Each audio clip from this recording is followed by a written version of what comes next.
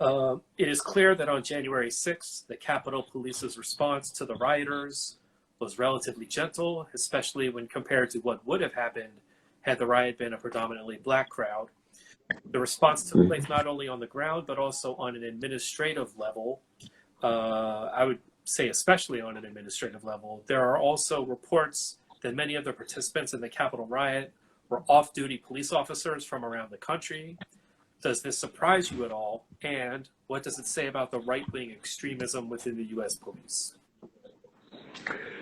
Well, I wasn't surprised at all. I wasn't surprised. Like I said, I know in some of the media inquiries that I felt that I was asked the same question.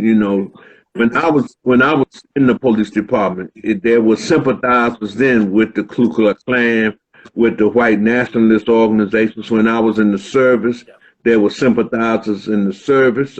There was racism in the service, and not just here in the States, but overseas. So all of that wasn't a surprise to me. I was surprised that they allow the subversives to do what they did at the level that they did it. Because I can tell you, if I was serving as a police officer, I would have emptied my service weapon, because they threatened the lives of the individuals that was down there. And in that regard, then you're justified in using your service weapon to protect your life or the life of someone else. And that's what I saw on television that day. I saw a serious threat to my life, as well as the life of other officers, if I had been an officer at that place during that time. And I too have to add that if that had been Black Lives Matter people, the worst would have happened. This just would not have been what we saw on TV.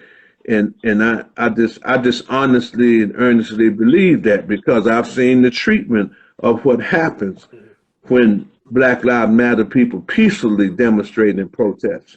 So we need to recognize that. And again, maybe that was one of the things, like the killing of George Floyd, that opened up people's eyes about the double standard that exists in law enforcement and how we treat people as it relates to public safety and the protection of people. So